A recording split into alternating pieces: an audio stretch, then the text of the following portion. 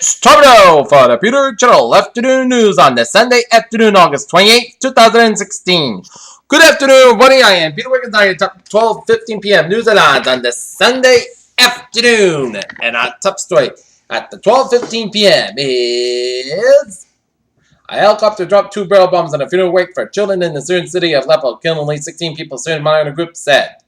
It is often that a presidential candidate refers to himself as the lesser half of the ticket, but that's exactly how. The Libertarian nominee and former New Mexico Governor Gary Johnson puts the spotlight on the inmate Bill Weld. Chicago police charged 2 men in the murder and for the fatal shooting and death of their cousin of the Chicago Bulls star Dwayne Wade, officials said on Sunday. A tropical depression formed Sunday off the East Coast could hit Outer Banks as a tropical storm by Tuesday, while a separate system affected part of the flood ravaged Gulf Coast this week. San Francisco 49ers coach Chip Kelly told reporters Saturday that the quarterback cabinet decision not to stand for the national effort does not affect cabinet in its place on the depth chart or any other football matters. Charles Allgood said he will step down from his anchor duties at CBS available Sunday morning, bringing a 22-year run on that program to an end.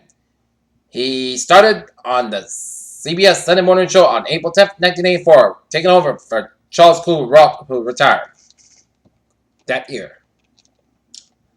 So we're going to miss his bow ties. Bulldozers with huge claws pull down dangerously overhanging ledges on Sunday in Italy's quick devastated town of Amatressa as investigators work to figure out if negligence or fraud in building codes added to the quick sad death toll. A year ago, as Germany opened its borders in a search of migrants and refugees, Chancellor Angela Merkel said, "We're shoving dust. We can do it." At least 25 people have been killed in Turkey continues to target Kurdish areas in Syria near the border city of Jalabes. The Turkish military said those killed in Sunday's airstrikes were Kurdish militants. London, British Prime Minister Theresa May is bringing her cabinet together at a road retreat to plot Britain's first steps on leaving in the European Union.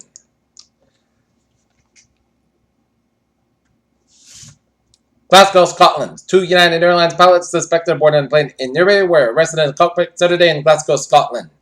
Maui, Philippines. In what is being called a stage raid, 8 militants linked to the Islamic State were freed from jail in the Philippines Saturday.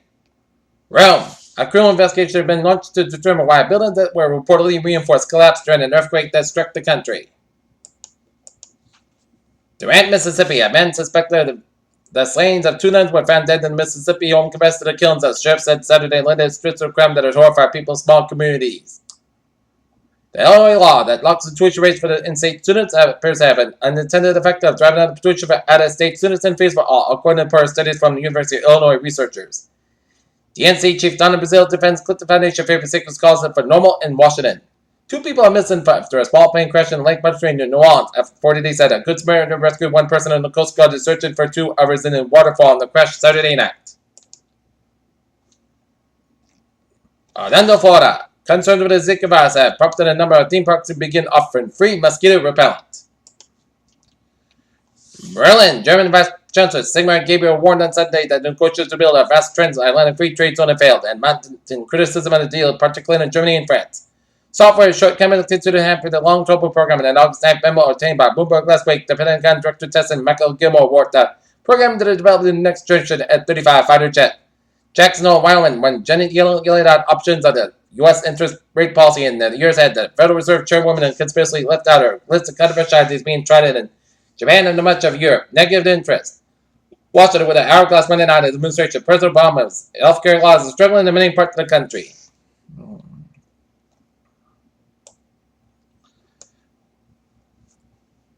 So-called 4D printed with shaped memory polymers could have significant applications in many fields, including aerospace and solar energy.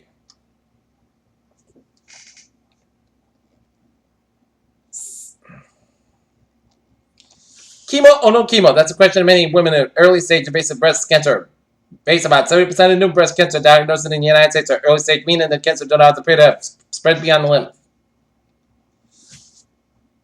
Washington. Republican Vice Presidential nominee Mike Pence insisted Sunday that Donald Trump has been absolutely consistent on how he treats undocumented immigrants as president in his recent comments on the topic had been. Republican presidential nominee Donald Trump is struggling in the polls, but his unconventional campaign cites one big hope as the fall election season airs: Trump's ability to bring out a new army of voters to the polls. The president election is fast approaching, and the candidates are passionate international trade. Both are opposed to the latest trade deal, the Trans-Pacific Partnership. Washington, Republican Senators Donald Trump and Hillary Clinton participated in their first meeting with members of the Obama administration designed to help pave the way for a smooth transition to power in January. Lunenburg, Massachusetts, a car crash in central Massachusetts that left one teen dead and another facing criminal charges. A 18-year-old Austin Roberts was killed early Sunday when the car with his passenger and lost control and struck several trees on Hollis Road in Lunenburg. The Western County District Attorney said 19-year-old Joseph Kemp of nearby Gardner, Massachusetts, was driving and facing charges that included motor vehicle homicide and operating under the influence of alcohol. He was not injured in a crash. And Somerville joins other communities been in plastic bags.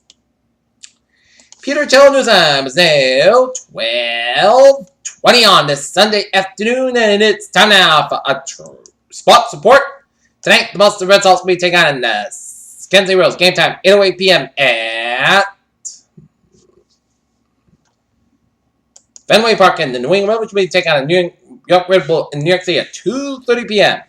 After Baltimore Ravens tight end Ben Watson most likely suffered a season-ending injury, John Harbaugh doesn't see preseason games at meaningful stadium. We can't find always to get our guys ready without the kind of risk of the game necessarily entails.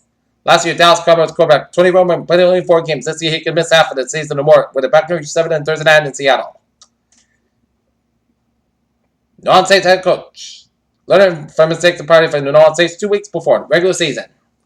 Peter Cello News Time is now 12:21 on this Sunday afternoon, and it's time now for a traffic and transit report. Let's start you off on the MBTA, where on the MBTA subway system, it's looking good. On the commuter rail, it's looking good, and on the ferries, they are looking good. All right, take a look at the highways and byways of the 6-state region. As starting off down in New York City, where 95 of both ends back to the Bronx all the way at the Fort Lee, New Jersey. Lincoln Tunnel and Holland Tunnels is backed up. Long Expressway is backed up from Garden City to Queens, and then Long Expressway to westbound side is backed up from the Brooklyn stretch. Belt 278 is backed up from the Staten Island area, and Brazzers Bridge on the northbound side is backed up. Brooklyn 278 Brooklyn Queens Express is backed up to the Brooklyn stretch. Belt Parkway eastbound side is backed up from Brooklyn down to JFK Airport on both ends. Out in Connecticut, 95 on the southbound side backed to 79 to Greenwich. 95 on the northbound side back to the Greenwich all the way to Stamford, and then 95 southbound side backed up after Route 7 in Norwalk. 95 northbound side is backed up after Route 7 in Norwalk. 95 on the northbound side is back to the West Haven to New Haven, Connecticut. 95 on the southbound side is back to the New Haven stretch. 95 is backed up to Brentford to Guilford. 84 on the eastbound side, it is backed up from the Waterbury stretch. 84 westbound side back to Route 7 in Denbury. 91 on the northbound side back to Route 15 in Newington, Connecticut. Out in western Massachusetts, Mass Pike on both ends back to the Stockbridge stretch. 291 on the southbound side back to from 291 to 57 in Springfield. 291 on the southbound side back to Mass Pike in Springfield. Mass Pike on 91 in Chicopee, it's backed up. Out in central Massachusetts, Mass Pike on the eastbound side is backed up for 84 in Sturbridge. Mass Pike westbound side backed up in 84 in Sturbridge. Mass Pike westbound side back to Millbury down to Charlton. 95 on the northbound side, it is back to run 610 connected to downtown Providence. 95 on the northbound side, it is backed up from 37 in Warwick area to downtown Providence. 495 on the southbound side, back to the Marlborough stretch. Out in the Cape and the Islands, Route 20 on the northbound side, back to the border Waterbury. Route 16 on the westbound side, it is backed up at Central Doorway to Sagamore Bridge. 495 on the northbound side, it is backed up around Route 44 in Middleborough. Route 3 on the southbound side, it is backed up around 38 in Duxbury. Route 3 on the southbound side, it is backed up at Braintree in Weymouth. Route 3 on the northbound side, it is backed up around 53 in Hanover to Derby Street to Hingham. 120 on the northbound side, backed up around the Braintree split and head back again from Needham stretch. 120 on the southbound side, back to the Needham stretch. South Expressway, southbound side, back to the Quincy stretch. South Expressway, northbound side, back to the Quincy, all the way to the Mass Pike in Boston, Massachusetts. Route 1 on the northbound side, it is backed up around the River stretch. 120 on both ends, it is backed up from Redden to Linfield. 120 on the southbound side, backed around Route 3 in Burlington. 495 on the southbound side, backed up at Route 3 in Lowell. 93 on the northbound side, it's back to the Derry, New Hampshire stretch. 93 on the southbound side, back to around 393 in Cork, New Hampshire.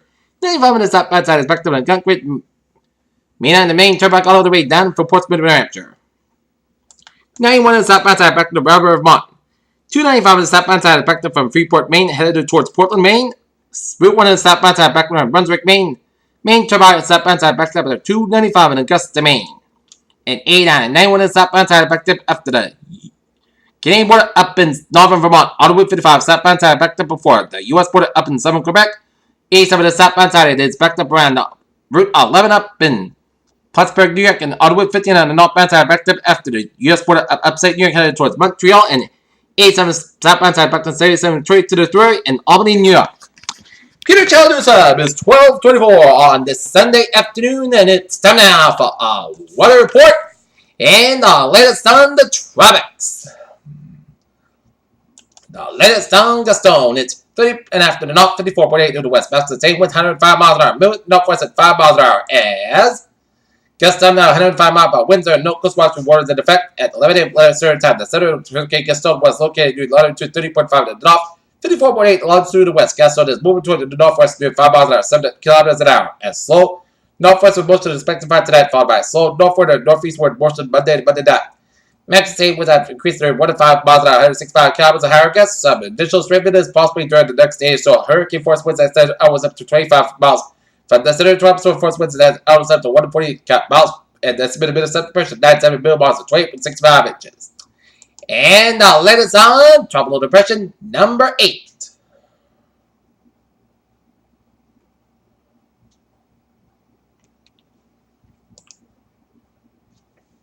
New tropical depression forms west of Bermuda, and there are no coastal water affect areas along the banks and North Carolina should monitor the progress of the depression. A tropical storm watch may be worked out of the part of this area later today at 11 a.m. The center of tropical depression 8 was located near latitude 31.5 to the north, latitude 7.0 to the west. The depression is moving toward the west near 9 miles an hour. A west-northwest with most of the expected later today to that, followed by turning toward the northwest and increasing forward speed on Monday. On forecast track, the center of cyclone will pass offshore of the Outer Banks of the North Carolina on Tuesday. Max staying was at near 35 miles an hour. I guess some strengthening is possible in the next couple of days, and the depression could be a tropical storm by Monday. Estimated minimum central pressure based on the data from NOAA 41 or 48 is 1,009 millibars, 280 inches.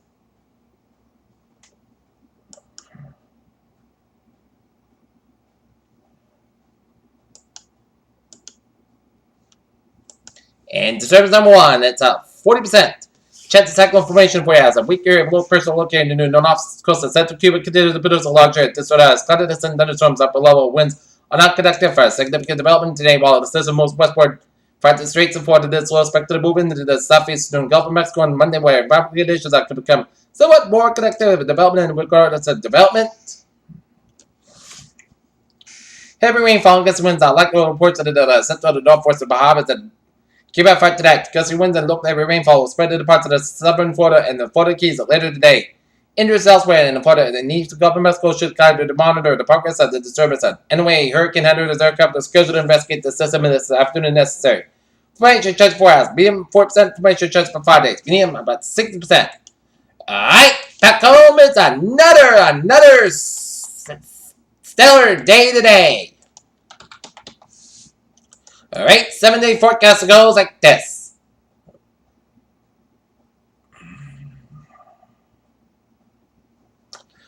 For this afternoon, sunny skies, about 82 degrees, up about 3 to 5 miles an hour. For tonight, forecast about 63 degrees, up about 3 to 5 miles an hour. For Monday, slight chance of showers with tests before noon, and a slight chance of showers between noon and 3 p.m. Most of the skies have about 87 degrees, southwest about 7 miles an hour, chance of 20%. Monday night, punch about after 5 a.m. west. Most of the coast goes about 60 degrees, north for about 3 to 5 miles an hour. For Tuesday, punch about 4 a.m. west. Sunday, the podcast sky about 82, about 62 degrees, north is about 3 to 6 miles an hour. For Wednesday, punch about before 7 a.m. west. Most skies cover 87 degrees. Wednesday night, chance of showers thursday before between 7 p.m. and 1 a.m. Podcast cover about 65 degrees, chance of 30%.